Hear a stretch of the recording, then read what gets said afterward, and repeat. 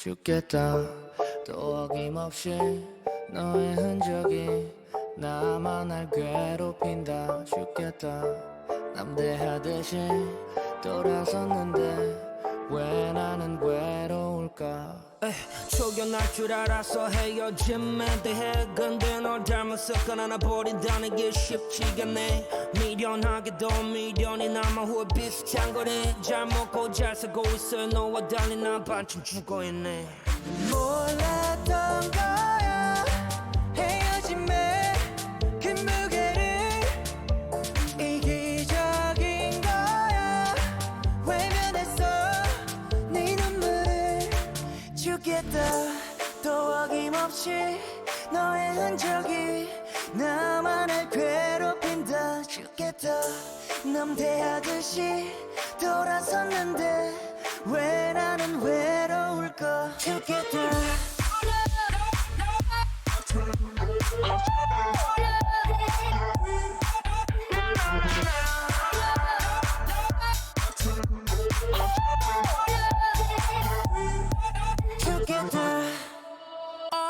해방감과 새로운 만남 뒤에 남는 건 허탈함만 깜깜한 밤 또 혼자 있네 이게 아닌데 나의 세상에 마이게이된 그녀의 존재 뗄래야 뗄 수 없는 사이 돼버리니 무너졌네 죽을 각오 미쳐지 못해서 죽겠네 몰랐던 거야 헤어짐에 그 무게를 이기적인 거야 외면했어 네 눈물을 죽겠다 또 어김없이 너의 흔적이 나만을 괴롭힌다 죽겠다 남대하듯이 돌아섰는데 왜 나는 외로울까 죽겠다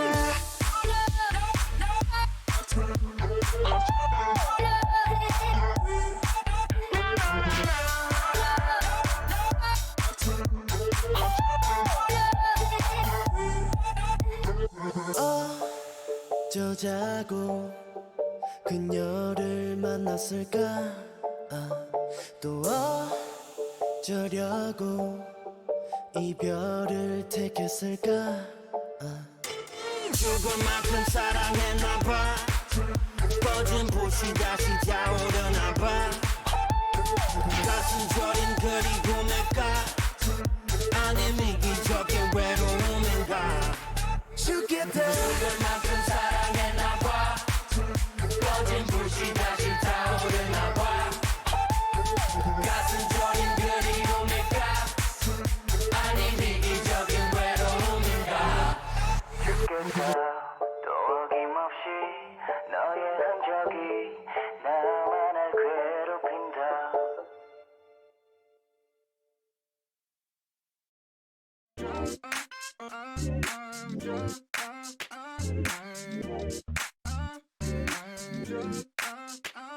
I will drown me 새하얀 종이 조각에 빛깔들의 향연 떠올려 What about me 깊은 상상에 빠질 때 비로소 맘에 눈이 떠져 고인 놓여있는 이곳으로 더 올길 먹은 기회에 스며들게 마음이 가는 대로 내가 품은 빛을 그려내 환하게 피워내 넌히 자고 있던 나를 깨워 내 모습을 채워 비에서 준 듯 흐리게 치네 I'm still dreamer 내가 제일 키워 더 많은 색을 원해 난 다 잘 어울려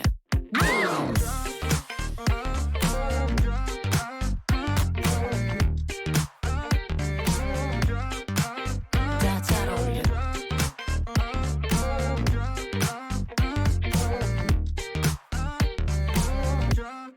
Paint over the drawing, drawing over the color line 복잡하게 보여도 난 그대로야 마른 뒤에 다시 덧칠해 이 느낌이 한 번 지게 Yes right 아직은 안 보여도 조금 더 기다려줘 그리고 자세히 날 봐 달라질 거야 지금 벌써 새로워 Actually I'm so pretty 날 더 위해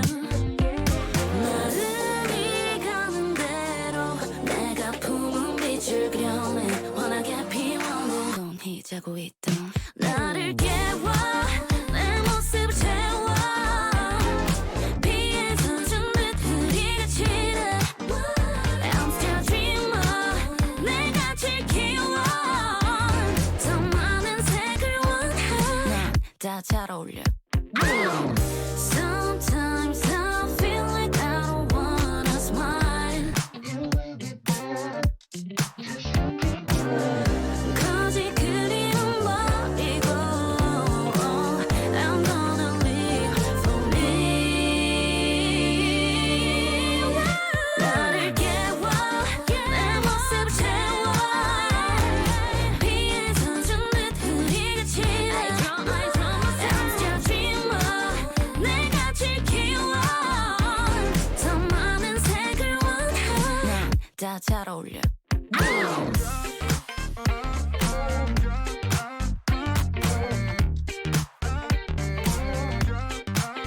다 잘 어울려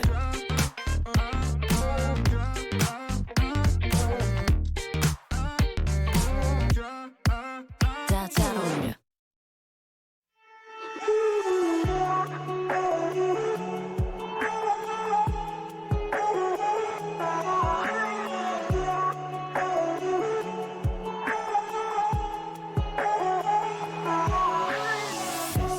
보고 싶다 보고 싶다 보고 싶다 널 그리는 건 그대인지 몰라 밝아진 밤 나 혼자 널 떠올려봐도 점점 더 흐릿해져가 어디를 걸어도 전부 네 흔적뿐일까 왜 내가 듣는 노래는 다 우리의 뿐일까 yeah. 시간을 되돌릴 수 있다면 네가 있는 미래를 그릴 수 네가 없는 날 네가 없는 밤 못한 말 못해준 게 난 아직 남았는데 그리운 밤이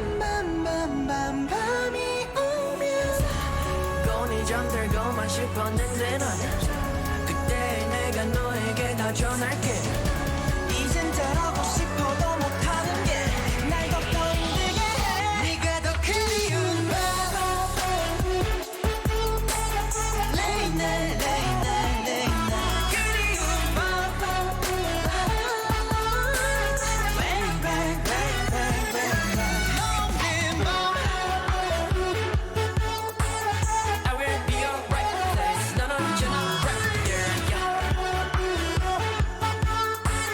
I'm gonna be right there 그리운 밤 참으로 애썼다 가슴이 어지게 해서 한 맘조차 죄스럽다 참 밤바람도 매섭다 흩뿌리는 나의 눈물이 물들인 밤이 별의별처럼 아슬아이스 놓는다 어둠이 더 짙게 들이운다 어찌 이토록 그리울까 왜 네가 없는 공간에 다 너의 온기뿐일까 왜 네가 없는 순간은 내 기억 속엔 없을까 yeah. 시간을 멈출 수만 있다면 그 시간에 머물 수 있어 네가 없는 날 네가 없는 밤 못한 말 못해준 게 난 아직 남았는데 그리운 밤이 오면 매일 함께하고 싶었는데 난 지금의 내가 그때 널 만난다면 그 순간이 행복했었다 전할게 그땐 왜 몰랐을까 네가 더 그리운 밤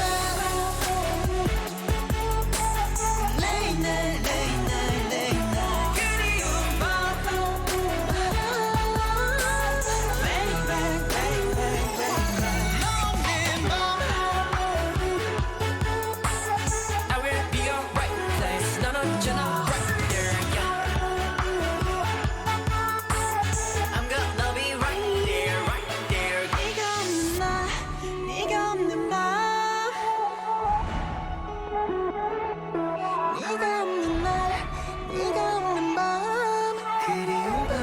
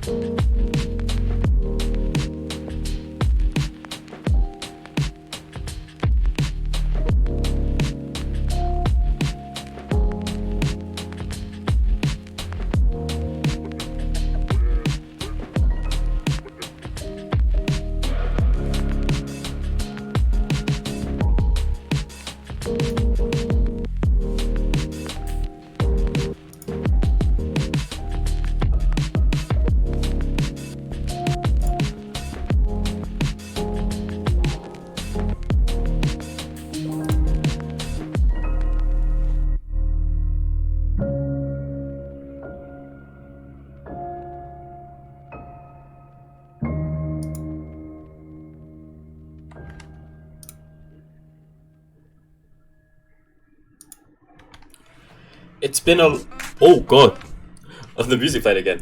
Of course, it's music Bozos, so things are gonna be mixed. So I was gonna start with a very nice intro until my music decided, hey, I'm gonna play it again. So you know what? That's gonna be the intro. I'm your moron host, Erys. That's the perfect timing to say that. And tonight I'm joined in the finale of Boosted Bozos with the TT fan club creator. I don't know if they have any fans in China right now.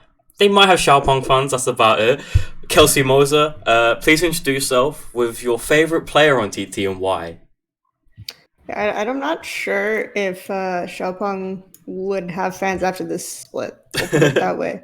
My favorite player on TT is Teen. I think it's pretty clear. I actually think Teen is probably unironically good, whereas the other one, I'm more of an ironic fan of. Though I love watching Xiaopeng run it. It's always a good time.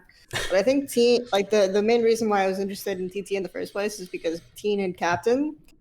Who I thought would be actually unironically the best rookie debuts of the season, and then Captain just played a couple of weeks and was never seen or heard from again because of our Lord and Savior Twila. So just being too insane. So I have Teen. I actually think Teen is actually very good. Has very good trigger pull.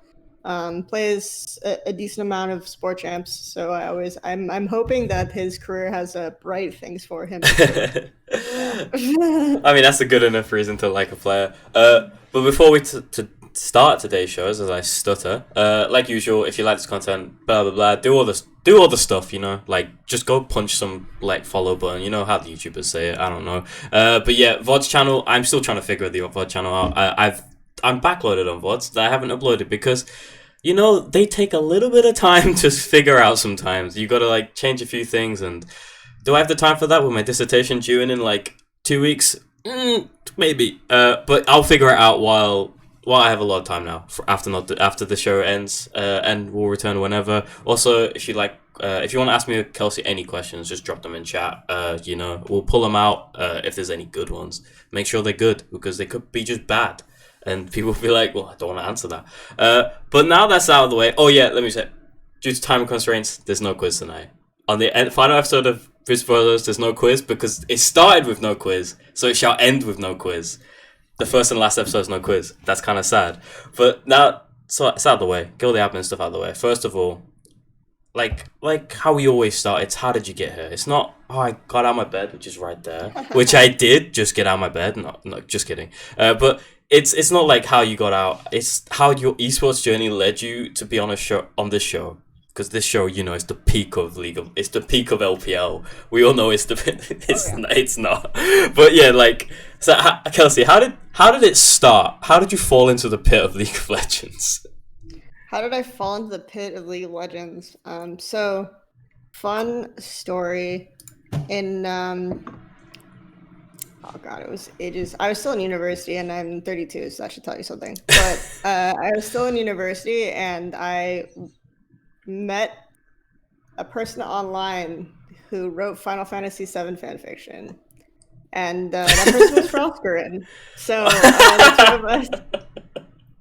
She introduced me to League of Legends, and I introduced her to Chinese League of Legends, and we were roommates in Chicago, and I ended up producing the second ever LPL English broadcast out of my apartment in Chicago.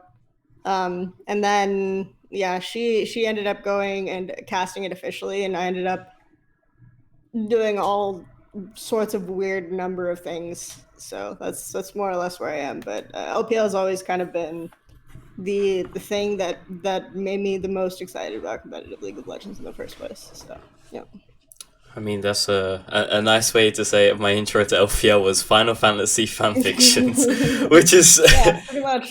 I mean, we all get here somehow and some way. I mean, I could say my introduction to LPL was me being 14 and playing COD and be like, damn, bro, I'm really good. I want to be in Optic Gaming one day. I like nature. And then he makes a League of Legends team, and I'm like, oh, I'm going to go watch that. And then they get dumpstered by IG, and I'm like, I like this team that dumpstered 100 Thieves. I like this team. And now I'm here, and I'm constantly crying every day. And I cried even more last night because one of my friends, I say friends now, we kind of over on the LCS sent me a bunch of high quality pictures of Baolan carrying the trophy off stage in Seoul, and it's now everywhere, and I'm just like, I want to cry. This is 3 years ago almost, but yeah, it's not about me. It's about Kelsey this section.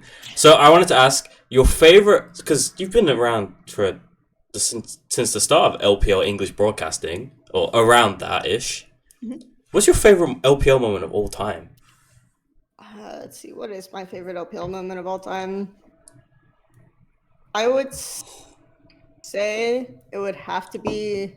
Well, I mean, I think if we're counting also international performances, it's probably the OMG 3-0 in 2014 Worlds. Oh gosh. Right? The OMG 3-0 of Najin White Shield, which was pretty insane at the time. I think like at the time people were saying, yeah, actually the series is surprisingly close. You know, like it could be, because it was almost like taboo to say that a non-Korean team could beat a Korean team in the best of 5. Like that's how it was kind of weird then. Like people who wanted to predict OMG just wouldn't, and also the fact that they literally dragged a corpse through group stage. Like I still say Dada 7 was the worst player to ever. I mean, recently has Ziv played at Worlds? I think, yeah, I want to say he's one of the worst players I've ever seen in the LPL, which is, I mean, we've had some bad players, but Ziv's played at Worlds, but he was definitely a better performer at Worlds than Dada 7 was. So let's put it that way. I think but if it's like LPL exclusive moment, you probably have to go with like the rise of EDG and the whole story that was involved there. You know, it was insanely dramatic, like very dramatic. Probably one of the greatest Gred rivalries ever was like that particular rise. So yeah. And okay, this season as well, what's your favorite moment? Now there's been a bunch of like LPL, like when I say LPL moment, it could be, some people think, oh, my favorite moment, oh yeah, it's that pentakill. It's like, no, LPL moment is like, it could be like that that Baron fight that lasted for 20 minutes and people just kept respawning and coming back to the grudge, to the blood pit for blood sports. but what's your favorite moment of this season, so far? Because obviously we've got finals coming. If it's like one of two. One is I think very easily just the Thunder Talk, the debut of the Thunder Talk no AP comp with the Sejuani, Renekton, and Camille. Like that was great. Just they beat every V5 top laner except for one because they were too good. They 2-0'd. So and then in terms of like a more interesting moment, I guess, like rather than just like random bullshit happening in a Thunder Talk game, I think in general I would go with the Orianna flex pick. Oh yes. For Xiaohu. That was great because that was like kind of the moment where it's like, yeah, 2017 split pushing RNG is back, and then everyone's like, Kelsey, 2017 split push RNG only happened in your mind, but I know it's real. I have all this evidence. I mean, I played Varus and just cleared the mid wave while you had Let Me was allowed to play Jace, you know. So damn, like, stuff like that it was crazy. I think people these days would refuse to believe that a top laner who's on it was allowed to play anything but a tank or a low eco champion. But I mean, my friend was we streamed we streamed a game live, and I partook in it, and we felt the wrath of his AD Orianna top lane. PTA, and he got a solo kill, and he got dumpstered. But I mean, this was before Shahu pulled out, so props to my friend Mark. He might be in chat. I don't know. He always said he might have been the reason Shahu was like, oh, I'm watching a random Twitch stream. Orianna top. I know how to play Orianna. I might do this. But talking about the season as a whole, have you been surprised by the LPL this season? Like I've been kind of, I wouldn't say super surprised by how, I would say, competitive it's been. It feels like there's like, you have like those teams at the top, and then everyone else is kind of just duking it out in the middle, and then obviously you always have that one team, Road Warriors, that are just terrible, and they're just there, and it's like, why are you here? But like has it been like a bit more of a, oh wow, we've got a lot of good teams here. Shame only one can go to MSI, or is it been? Yeah. Did you expect it? I think there's always kind of a competitive nature like at the very end. I know as soon as I said I'm expecting shutouts for the rest of the season, we just got 5 game series in a row. But so that was a little bit of a Twitter curse right there. But I think in general, the thing that surprised me the most about LPL this season is just how dominant the good teams look compared to like the lower bottom tier teams. Because you always get like the top team losing games to like the shit team, right? And maybe part of the problem is that IG isn't really a top team. I was just thinking that. And so IG can just lose games to bottom teams now, and no one cares. And it's just like, they're not good. It doesn't matter. I mean, you're not wrong. When you said that, yep, it's coming. Yeah. It's good. The riot's coming. Yep, we're bad. Yeah. But I mean, this season as well, we've had a lot more. Have we had more rookies this season? I don't factually. I want to say I feel like there's been a lot more rookie. I know FPX have had like 2 rookies come into their roster, but that was like because of a different reason. They weren't gonna play them originally. But they were gonna have Tian, and then Bo and Beishuan just said, "Cool, it's our team now." And then Tian's come back and said, "No, mine." But like obviously, I feel like there's been a lot more like rookies. Like I know a lot of the IG young boys from last season got picked up. Like. Feel bad for ZS. He's hard stuck on a bad team, and he's actually a good player. Captain, I was happy for him. I was like, yes, Captain. I love this guy. He's gonna be good. Like you said, don't know where he is. Missing report needs to be filed. I think his highlight moment of the season was being featured in like the intro video, the anime intro video as the TT representative. That's like his highlight of the season, and it's like, of course, like is that all he gets to do? But obviously, like I feel like there's a lot more rookies, and it was going to lead me into a point that I want to talk about, because you are a bit of oh god, I forgot the word. Like talent cultivator.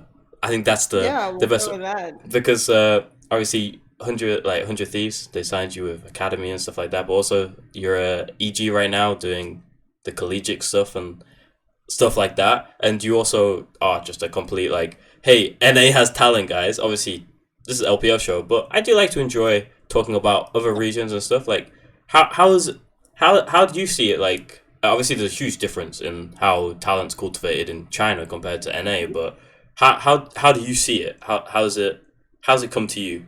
Like so it's been really, because obviously probably the thing that gets me most excited about competition is just seeing like new players rise. I think it's one of my favorite things, especially if I know, there's usually a lot of weird politics around it, right? It's like we ran out of money, so now we have to start a rookie roster, or we don't have, or in general, like the idea will be something like, oh, okay, I remember when RNG had, like they first started with Ming. In 2017, it was like very similar vibes to this year. It was like, oh, they just ran out of money, they can't get fixtures. And arguably those have been like their 2 most successful iterations to date. But I think the most interesting thing for me is just like, there is always scouting everywhere in China, in Korea, in EU and NA can all be improved, right? We can always improve our talent scouting. There isn't a formula that says, oh, this guy's actually good at the game or not. Usually it has a lot to do with like actually watching the games, looking at how the player's playing. So I understand, for example, a team like LGD said, "Oh, we just have these rookies in our system already. We'll just promote them, and see how they do." That's an interesting roster build there. I was rooting for them because I always have to cheer those on. I just didn't see any of the players panning out. So I was kind of hoping they'd do better than they did, but I didn't have high expectations. Well, So it's just go ahead. I'm a bit of a uni boy. I love uni boy. I was like, yeah, he's gonna go to the LPL one day. Not yet. Let him go to PSG because they need a mid laner because their mid laner just left. And they were PSG talent went, no, we'll take Maple. And I'm like, okay, guess uni boy's going to the LPL. He's going to LGD. Oh, that's kind of dope. Him and Kramer could do pretty well. And they've got Garvey. Oh, I'm hyped. Now they need a jungler. Oh, there's a jungler that was killing it at Worlds that can play in China, and he played on PSG. Guess we should. No, he's not going to sign for anyone. He's going to appear back in. Okay, boys. Just who's this guy that you're playing right now? Like the LGD had like a chance to do well, and then it was like, and then Garvey just never showed up. He was on the bench. They can't have more than one import, right? Like Uniboy counts as an import because he played before in SEA, so they can't have like Uniboy, Kramer, and a PSG jungler, right? So damn. Unfortunately. I mean, they should be allowed it. Just drop Kramer and say the guy's Korean. Exactly. Just drop Kramer, put in Garvey back in bot lane. I'm fine. I'm good for it. It's all good. I always say the entire reason we had LGDI Worlds was just because Puff couldn't punish Kramer blinding Ezreal, so it's fine. Actually, I can't fault that. I did get mad at Puff. Like he came back this season and was like, hey, I'm sick for like 2 games, and then got like to start the next 4 series and did nothing. Still can't play Kalista. Yeah, at least I will say, at least his spring 2020 Ash was terrible, but his summer 2020 Ash was very good. I will say he knows how to improve between a split, but don't pick Kalista because Kalista's just not a champion right now. Very much not. But obviously, but moving on now. This be the point where we Let me just do this. Okay, this is usually the point where we spin a wheel and we're like, hey, would you like an LPL team to be a fan? Obviously, you're a Thunder Talk fan. Like I've spun it so many times this season, and I've got Sinning 3 times. And I really hate that I got I don't mind getting Sinning once, maybe twice, just for the coolness of Sinning. But 3, no. Not a good thing. Make someone at least I made my friend Enix an E-Star fan, and he has to go with E-Star until the day he leaves League of Legends, and that is the rule. But obviously, we're not spinning a wheel here because you're a Thunder. You hold all the well, Raz is a part of it now, but you don't hold all the stocks in Thunder Talk. But it's you and Raz. It's you and Raz because of this show. But. So I wanted to talk about Thunder Talk. We dabbled in it, Captain and Teen, Xiaopeng, being a bit, Xiaopeng. But why? Like, obviously, you said why Thunder Talk with the, like just a little bit. But is there like a proper full reason of like why Thunder Talk? Is it like you just saw the logo and was like, I like this? I also really like Xiaopeng. Honestly, I just have a sick fascination with watching him play games where it's just he's never found a fight he doesn't like. He has to go. He has to. 0 modulation, zero patience. And Lee Sin's coming back very slowly. Is receiving some buffs, so we might see Xiaopeng be able to play his one trick. It's good. So it's fun. I don't know. I think there's just kind of a morbid fascination with this team. Because they've been towards the bottom of the standings. I feel like Xiaopeng was like the one guy on that Sino Dragon roster that kind of just that everyone was saying good things about, and he never got put anywhere. And the other ones obviously were Gala and Mark. Yeah. And they managed to rise up, accomplish bigger and better things. So some may argue that should not have happened, but it's just funny that he's kind of the guy who's still stuck on the last close to last place team, and then he's got Twilla by his side. They're like the dynamic inseparable duo. Yeah. Even if you get like a really good hotshot rookie, nope, Twilla's starting guy. Twila has to be the guy. I So, mean, I don't know. And then also like just they ended up just being really fun to watch. They had, I guess the way that I talked about it with Emily was the comps are cool, like in concept, but then you realize that they didn't think about it hard enough. Like Yeah. the Renekton Camille one that they kept running. It's like, yeah, that we didn't really think about the AP part, you know, especially if we're against multiple tanks. what's The AP Lulu damage? the Lulu Senna comp, it was like, yeah, no one actually even does damage in this draft. Like we made it so that Nocturne can't have a target by God, but he never got a good Doiby never got a good ult off that entire game, but we did 0 damage, so it was good. I mean, one draft they did do was the Karma Seraphine.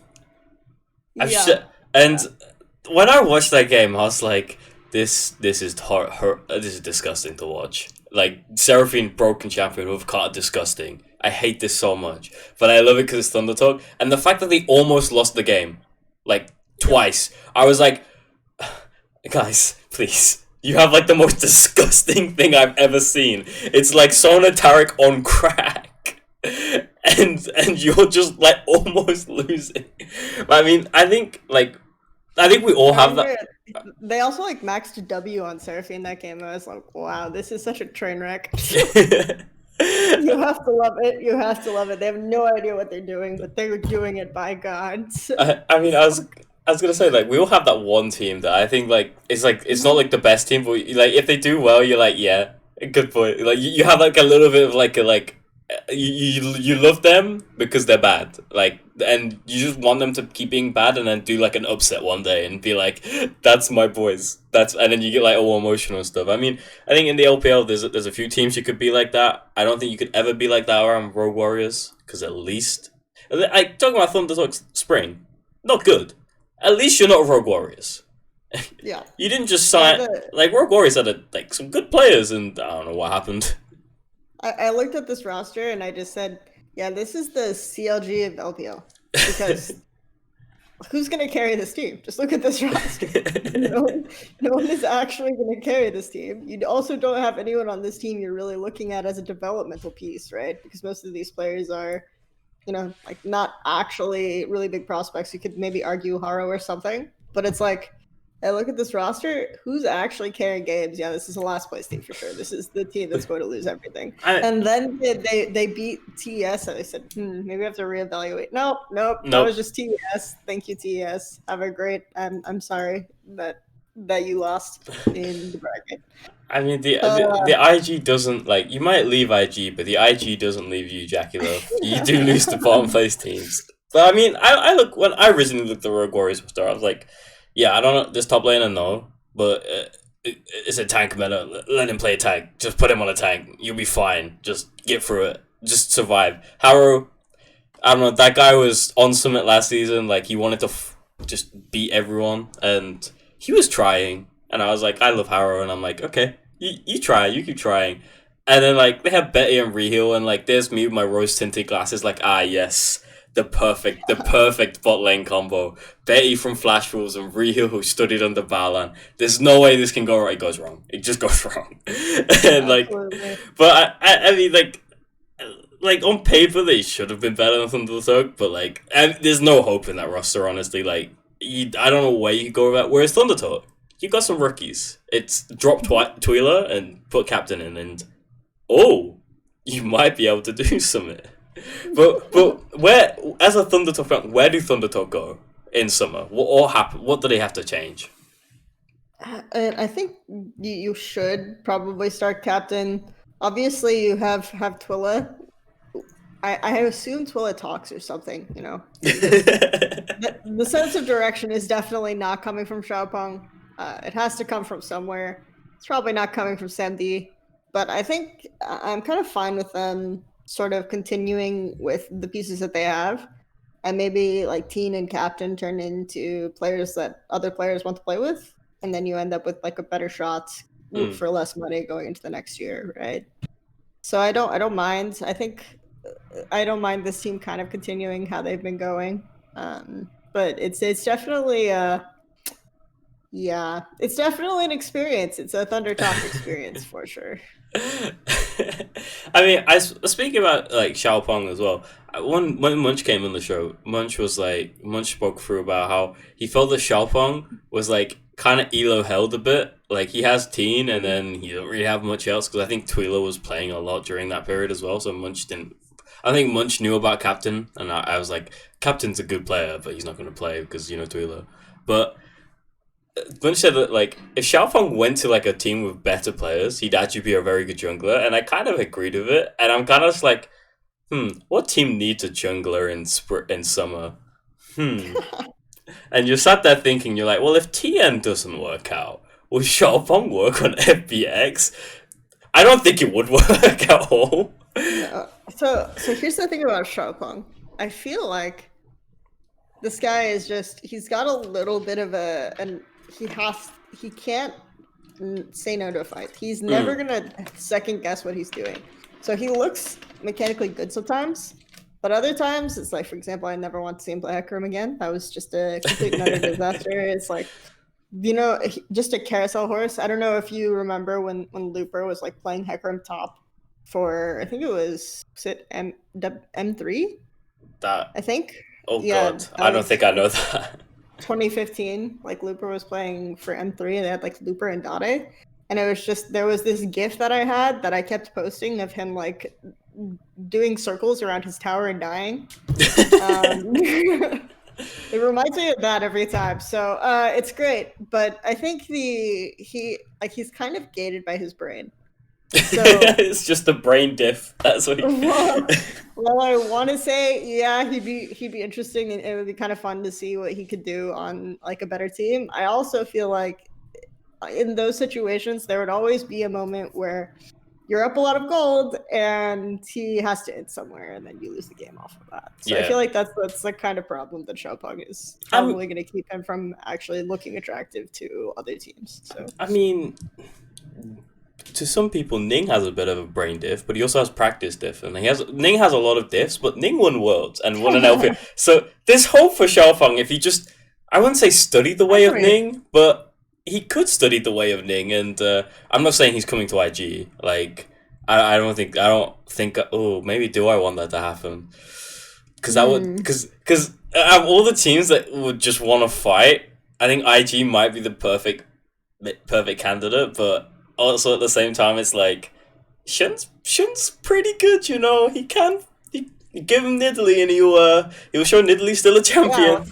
Let's give him Nidalee and just make the other team forget to ban it. It's all good. I think the problem with Shun is that he's just fundamentally misplaying a lot of fights, and it's really sad. But maybe he learns. That's like one of the harder things to learn because it's kind of in the moment, considering different variables. Yeah, it's just to play fights better. I would say that like I don't know if Xiaopeng would work out on that team, but it could be. It would make them probably even more volatile. I actually give Ning a lot of credit because the way this team thinks about the game, like Ning has to have a lot. He has to kind of really make sure that his acceleration play goes better than the enemy junglers for it to work. Because this team does not play as if an enemy jungler exists. It kind of has to be like an arms race on one side of the map to see who wins. Yeah, I mean, I love Ning, but like obviously there are the Ninked moments. But I mean, when he came in summer last season, he wasn't the worst player, and he wasn't the second worst player. Like the Shy was just I don't know. I think the Shy thought last summer was like, this game is just 1v1, bro. It's just constant. I don't know. They were who's this mid? Who's that? Silas mid? Why is that NPC? And like he's just questioning everything. And then like Puff, I don't know. Also Southland, like them on VG were good together, but like they're not an aggressive bot lane. Obviously, then Puff Balan works, and it's like Puff's kind of sick, and then he's also not kind of sick, and it's like, obviously. Me talking about IG, I could talk about IG for years to come about how much I hate and love both of them. Oh, both of them. I mean, both emotions, but every single player that walks through IG's door, they instantly become a fan favorite of mine. So whenever they go anywhere, I'll support them. The Rio, I know you're suffering. Just get better forward. You'll be fine. I mean, I feel like a lot of players from IG Young or like IG went places and kind of suffered if they weren't like sick. Like Huanfang and Jakulov, yeah, they popped off, but everyone else is just kind of stuck somewhere, and they're just waiting to get me out. But we'll end, put a pin in it for TT, the Thunder, the talk about Thunder talk. Oh, a lot of T's. I think it's a quadruple T. But we'll move on to the homework topic, because if you guys didn't know, we didn't spin a wheel last time because it's playoffs. Who's going to spin a wheel for a series that I don't know? It'd be like, oh yeah, the semi-final. Whoever plays in that, we'll talk about it. It's technically, we are talking about the semi-final. We're talking about the game that happened yesterday, because the game that happened yesterday was a very important game for two orgs and the whole season, because it's who goes into the final. It's the losers final, EDG versus RNG. Kelsey, what did you expect going in? What was your prediction? So I had picked EDG, but it's always like this world where you can see how both teams lose and how both teams win. And it's just this strange phenomenon that happens in LPL where you can break down in almost like a very simple way what kind of comps both teams will excel at, and then they don't draft them. You know, it's like that kind of disaster that happens. Like with RNG, if you can't get side lane pressure, you just lose the game, right? If Xiaohu doesn't win in a side lane in mid game, then you lose the game because they don't know how to play the map if they don't have that. And for EDG, I feel like every time I see them pick like this type of Azir kiting comp, like Azir, Lilia, they're kiting back, like these types of things, they will for sure lose, right? Guaranteed. They have to play like all in early game skirmishing pick based comps. If they don't do that, then they like Nocturne first pick is not the play for them, because you can't really skirmish that well until 6. Like you can play summerly skirmishes depending on the enemy jungler, but RNG just straight up answered with Olaf, and it's like, yep, Olaf early is terrible, but EDG are gonna fight into it, so I guess it works out, you know. So it's just this weird situation where it's like this is the equivalent of when RNG played FPX and just drafted Narblinds 2 games in a row and then 5P Orn. So it's like, yep, this is the EDG version. Let's go.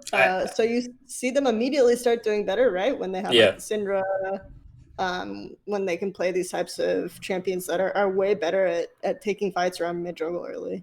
I mean, also, it's Scout on Syndra. I tweeted out yesterday, Scout on Rookie Syndra just hit differently, because I feel like when I watch other play and Knight, I think I should clarify Knight as well. Those 3 players, if they're on Syndra, they're playing it. The champion's a champion. But you see like other players in other regions and in the league, they'll play Syndra and it's like, when does she do damage? When is she not a CC? Huh? And then you see like Scout just dumpstering, crying in lane, and it's like, huh. So how is this the thing? But also, I wanted to touch upon, you talk about the Gnar blind. Obviously, they picked Jace blind 2 games in a row EDG, and he loses lane. Like I get second game, like he was playing like the jungler wasn't there, and the jungler was always there, but it was still like, come on, Flandre. Like, I mean, a second game, that game 5, I will say he did pop. He was doing as much damage as he could, and he was 0 of 6, which is kind of insane. But are you a fan of the Jace blind, or? I like the Jace blind just fine. I think the things that are really good into it are stuff like Aurelia, things like this. One other thing, at least, that I will not say, but yeah, the stuff that's like really good into Jace is actually not Gnar. But yeah, I mean, I kind of expected that. Yeah, actually not Gnar. But the thing is that that matchup, like the Jace Gnar matchup, is way more about, almost every Gnar matchup is way more about the jungle matchup than anything. And this is why I think a lot of teams struggle with deciding whether or not Gnar is blonde or not. And the reason why I will say this is just, if you have a Udyr on your team, so if you look at this, and the winning side, except for game 4, which was kind of a weird game anyway, but the winning side every time had Udyr. And that's because if Udyr will clear faster than almost every other jungle pick, and Udyr is also like really easy gank setup for an AD ranged top champ. So if Udyr is like speed clearing to top, you have set up the wave so that it crashes on third wave. Almost guaranteed, whoever the enemy champion is, he's dead. Right? That's why like the Gnar blind versus Jace seems like a terrible idea to me, because you're either trolling your jungler and making him path towards the top side where he's not going to get a crab and probably ends up getting double crabbed, or you're and could potentially lose all of his top camps as well, because that should open an invade angle, or your Gnar is dead. And that's the thing that makes Gnar blind so frustrating when the enemy team has Udyr. So if you're picking Gnar blind and you have Udyr, then you can definitely outplay it all the time, because the gank setup is better for you. And a lot of times your 2v2 will be okay, and Gnar will at least be able to hit the wave and stack Mega. But if you're picking Jace and enemy team has Udyr, or if you're picking Gnar and enemy team can have Udyr, then you're probably dead at like 3:15. So yeah, mark it on your calendar, have your alarm go off, and just yep, goodbye. I need to TP back to lane now. Okay. I mean, I can't remember what top laner I was talking to or what top laner I was watching, but I remember they said like, oh, I know when I'm dead like 3 minutes before because I messed up the wave. But like, I guess that top laner also knows when he's dead when the enemy team has an Udyr and he picked Gnar. Yeah, exactly. But I mean, Wei was down in farm, I think, that entire game as Udyr into Hecarim, and I'm sure Udyr should be even or up in farm because it's Udyr, and I don't know, Udyr just punches the camp once and the camp's like, oh please, and just explodes. But he was down in farm, but he was like doing just Wei stuff where he's just like, no, I'm just camping and I'm getting I'm just killing this guy. You know what, Flandre? 0-6. Suffer. Yep. You could take this kill is worth more than my wolves right now, and I mean I respect it. He played it definitely a different way to what I've seen Udyr played quite recently. Like even I don't think I've seen Blabber play Udyr like that, which is quite funny to see. Like it also feels like I was gonna ask about meta this season because obviously Udyr has been the premier jungler for spring, and I'm not sure if he's going to keep it. I probably will keep it up into MSI. I'm not sure because I mean, there's a lot of different jungle buffs happening. Morgana jungle seems to be showing her face again. Darius got a jungle buff. So those kind of things could happen. But like obviously, like with Udyr and stuff like that, and Udyr is an old champion. He's due a rework.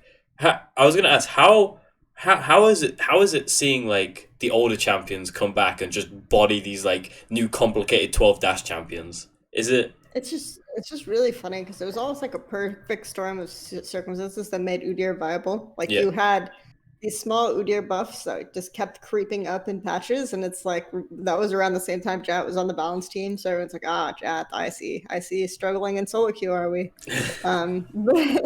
So they just kept like subtly buffing Udyr over and over again, but they weren't major buffs that would make him viable on their own. It was more, we ended up in a situation where fast clear, full clear junglers were really important. We ended up in a situation where like first item tank champions are OP. We ended up in a situation where just like these types of AD itemization on solo laners and top laners was really good. So having like AP Phoenix Udyr is really strong.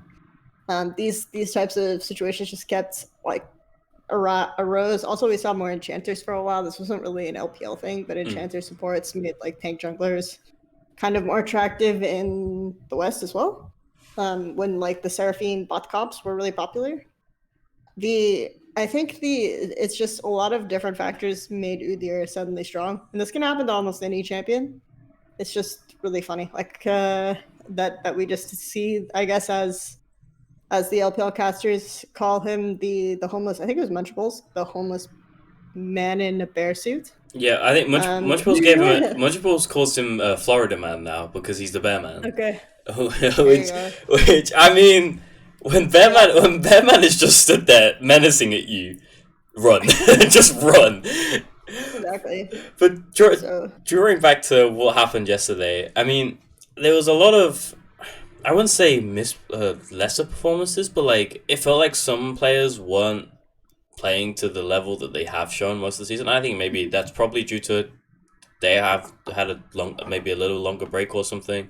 Also, the fact that they weren't showing it much later in the season, like Viper, he had my boy, I'm celebrate. I love Viper. I was a fan since Griffin. Followed him to Hanwha. Followed him to EDG. I'm like that. He's gonna pop. He pops off, gets all the awards, and didn't see much of him yesterday. And it's either is it like the player not showing up, or is it also the team not allowing the player to show up? Like the team is in RNG, or you could say his team EDG not allowing Viper to show up. So actually, I'm probably a well-known Gala flamer. At this point, unfortunately, it's like he has the Puff syndrome this year, right? Where he's on a good team, so everyone puts him on like LPL All Pro, and he has no real business being on LPL All Pro. Unfortunately, he's not as bad, but I just end up over-flaming him, so I feel kind of bad about that because of the general community perception. But I actually was kind of pleasantly surprised by how well he did in playoffs in general. It felt like RNG was falling apart and losing their identity, but it felt like Gala was actually playing really well most of the series, which was surprising to me, even though, arguably like in the FPX games, LWX was just popping off really hard and bodying him. I think he wasn't playing that badly. So I looked at this matchup going in and I was thinking, I don't think it's going to be a bot gap. Like I predicted EDG win, but I don't think it will be because of bot lane. I think it'll be because of mid lane or solo lane champions. So either like RNG will blind a top laner again that doesn't get side pressure, or an issue will come up because we saw in the series before where it was like you see all these assassin mids winning, like these melee skirmishers, and Cryan is not that guy, So I thought it was going to be more of a mid factor than a bot factor.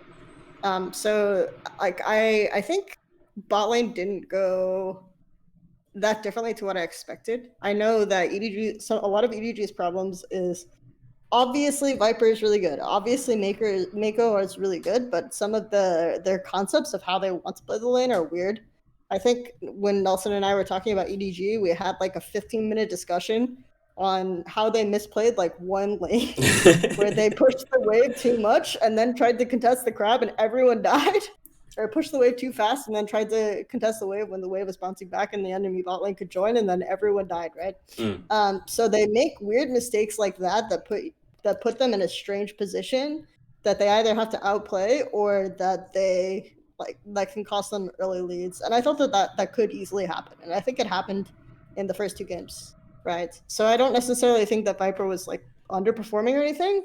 I think it was just a situation where flaws that within EDG structure and how they visualize the game were definitely coming out. Especially, I hate Scout's Azir. Every time he picks it, I just hate it. It's so bad.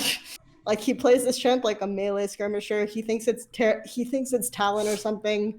He's shocked when he ults in and the other guy isn't one shot, even though he only has like a D ring or something. So, I just don't think that champ works for him. So this is just the way it ended up panning out. Like a lot of these flaws you could see in the course of the series. Yeah. So what did you learn from that series? That Gala is a good player? Maybe he is, in fact, not a bad player. I mean, he got Kai'Sa like every game. It was crazy. I remember because I don't know if you follow Forrest Within on Twitter. Yeah, I do. He's the guy. Yeah, he's the guy who's predicting everything and ended up losing his perfect, flawless prediction streak over the series. And there was he just screenshotted and added me with the first pick Kai'Sa for RNG in game 3, and he was just like, "Yeah, it's doomed. It's over. Why? Why does he get this champion every game?" So that was more or less just like it's well known that this is by far Gala's best champion. Yeah, I think they said some kind of absurd stat on the broadcast. It was like 62 career games, which was like 3 times as much as his second most played champ. How is that allowed for a pro player? I mean, how is that a thing? Thinking about Gala, I mean, last season he was an RNG for summer. Was he there? No, he wasn't there spring, was he? It was Betty, right? No, I think it was just Betty, yeah. Yeah. So he was on RNG and then he was on DMO. Thinking about it, LPL and Kai'Sa, teams don't really want to ban it because they want it. Because Kai'Sa has been like the LPL ADC for a long time. And she still is. She isn't going anywhere. So I mean, it doesn't surprise me that he has that many games, but it's also quite funny that it's so Yeah. much. It's really funny to me just because I think I can kind of understand because you can almost guarantee how the draft will play out Yeah. if you give RNG Kai'Sa, right? Like almost guaranteed they'll pick Kai'Sa first, they'll follow up with like jungle with Udyr Hecarim trade, and then the draft will play out predictably. So as a coach, you're thinking, okay, it's really easy for us to draft against this. But what you're not taking into account is how much more of a liability Gala is for RNG when he's not playing Kai'Sa, and I think it's worth it. It's worth just banning it because it's like you're not playing comfort. You're not you're inting. You have to int, and I think that's the mental edge some teams needs. Now, RNG won it obviously in game 5, which that was a game. I'm surprised they didn't backdoor like they did before. Which, of course, that one had to end in a backdoor. Like, they were baiting it so hard. They're like, yeah, we're going to do Dragon. And you could see Xiaohu was just looking for it. Crying was just looking for it. Because it was like, they're not fighting. They're just going to backdoor it. And yet you go into a choke and it's like, yeah, cool. And I think it's Ming with the save of the most incredible like TP stop that just wins the game. Luckily, Gala didn't go into the base and missed and not hit the Nexus like he had done previously. But I mean, that kind of chaos style is not going to work against FPX, I think. Trying to backdoor, maybe it could work against FPX, backdooring them, trying at least. But how like moving forward now, before we get on to predictions, the finals. We'll do our final predictions after our predictions, but we'll talk about finals now. So, RNG versus FPX. How does FPX approach this? We'll start with FPX first. Or how do you see them approaching? So I think FPX are like the meta is very much in their favor right now in the sense that they're a team that they play for support rotation off of bot prio into like mid jungle support 3v3s. Right? That's just the essential core identity of FPX. That's how they won worlds. That's basically how they've looked every time they've been good. And they always get these types of snowballs. But what they've been doing well is actually translating that pretty decently into like 2-lane setups to siege enemy base and having like cleaner macro play.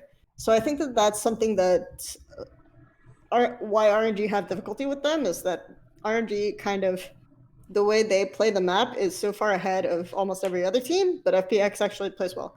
I will say EDG, you almost always know they're going to sacrifice tempo for Dragon, so you can play the map around that as RNG.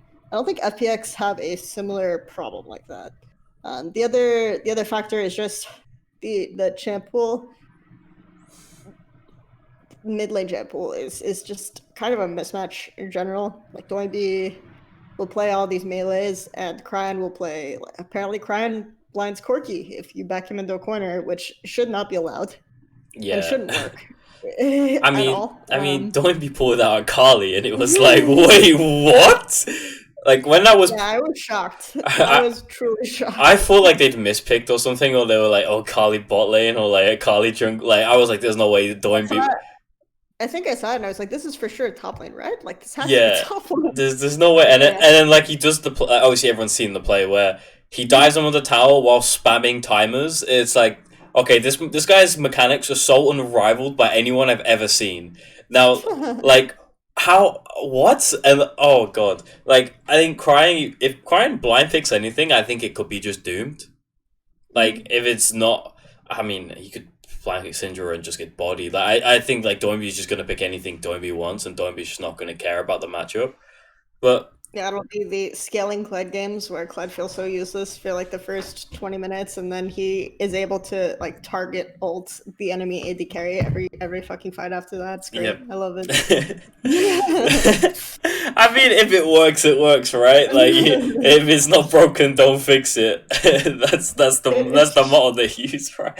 But it was just really funny seeing him pick like Kled into Syndra, and I said, "There's no way this survives lane." And for sure, it looked so useless for us to get. It's like, oh, I'm so glad we picked Kled into Syndra. I'm so glad we picked Kled into Syndra, and then he just kills the enemy AD at like a 30-minute team fight. I said, all right, well.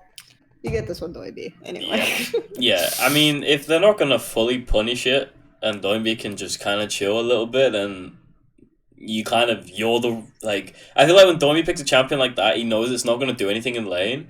But at the same time, he sat there like, oh, they're not going to do anything to me in lane anyway, so I'm cool. And it's like, I wish my players played a little bit like that, but also remember that there's an enemy jungler because that might work.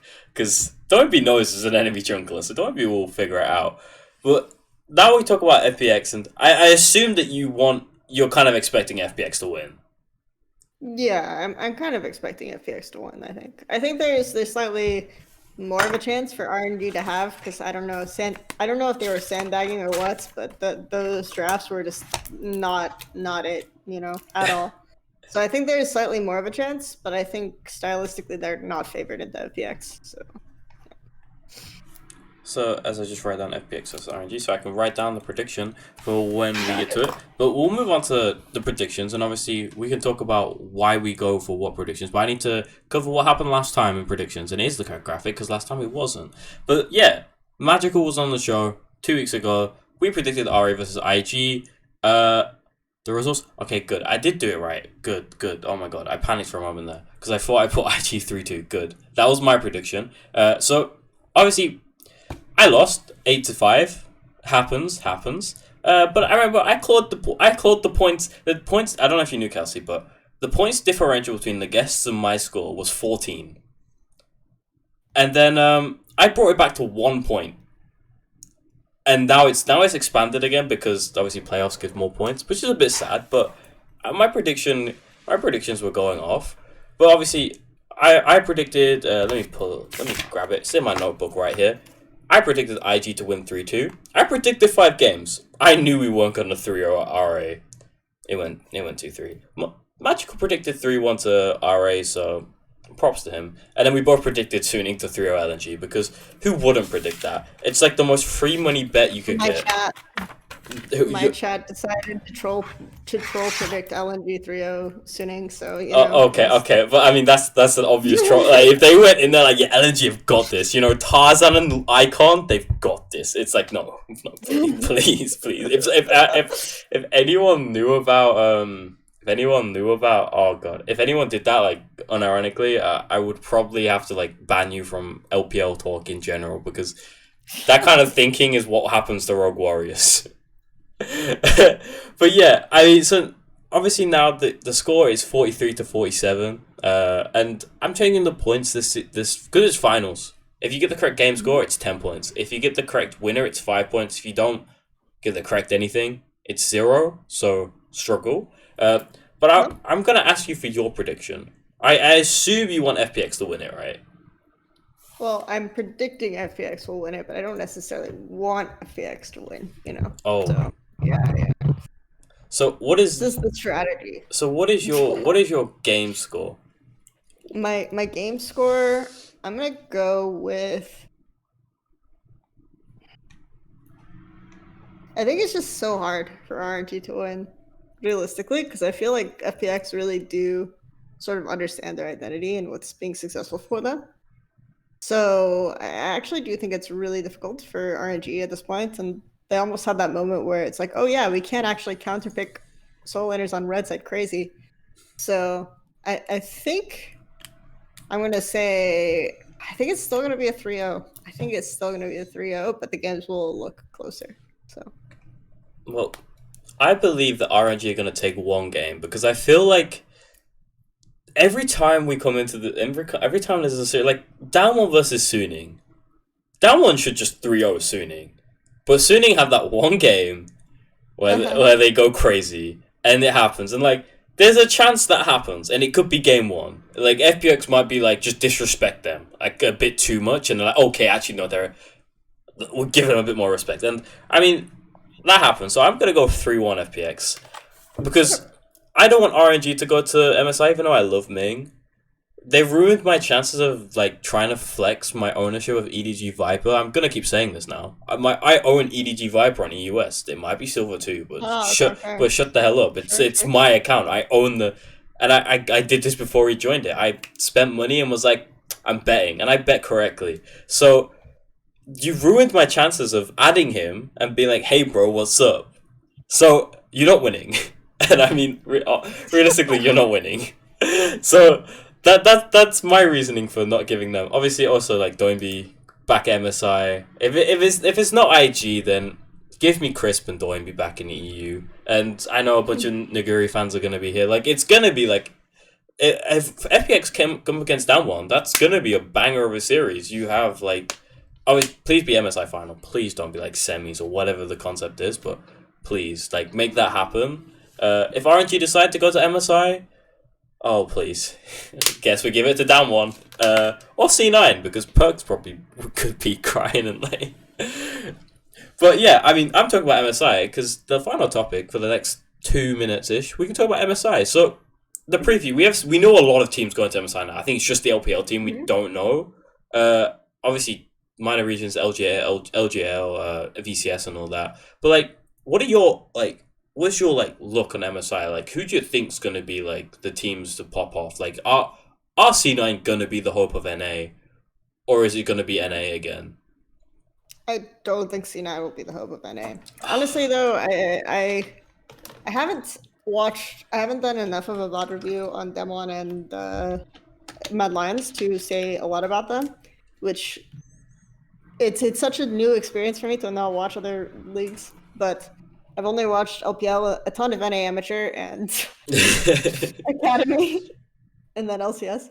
So it's a little bit different this year for me. But I would say that like I don't think C9 are suddenly significantly better NA team. You still see a lot of the same flaws, misexecuting certain lanes. I think their macro is still like really awkward sometimes.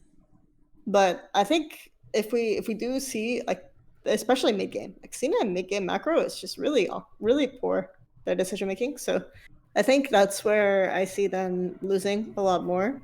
And I will have to get back to you on Mad Lions and Demon. We'll say that.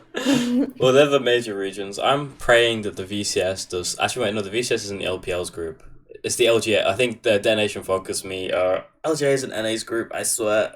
I just want I want Denation Focus Me to show up a little bit. But yeah, I mean that's gonna wrap up the episode today. Just a little bit of MSI talk because it's gonna be the finale of Boosted Bozos because the LPL's ending. It's back in summer. Hopefully I'll be back in summer. I don't fully know where I'll be in summer, so I can't say, hey, guarantee. But maybe there'll be a cheeky 1 or 2 episodes of MSI if the LPL does well. Because if FPX make the final, of course I'm going to make an episode because it's FPX. And I've got some things. If FPX win, and they probably will win, I do have a giveaway lined up. I might probably just do it before finals anyway because cool, whatever. So so check out my Twitter.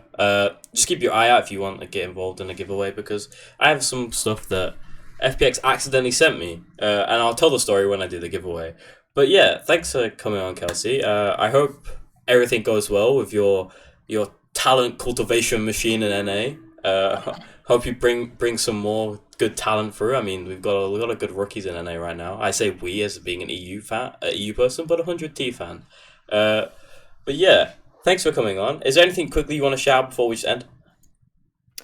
Yeah, I guess just shout out to EG Academy and EG Prodigies. They play on Thursday. If you guys want to watch and support the guys in the NA talent cultivation machine. So speaking of, 100 Thieves Academy also plays today. So I know 100 Talk Pod are watching, and they still owe me the 100 Thieves Academy episode. So there you go.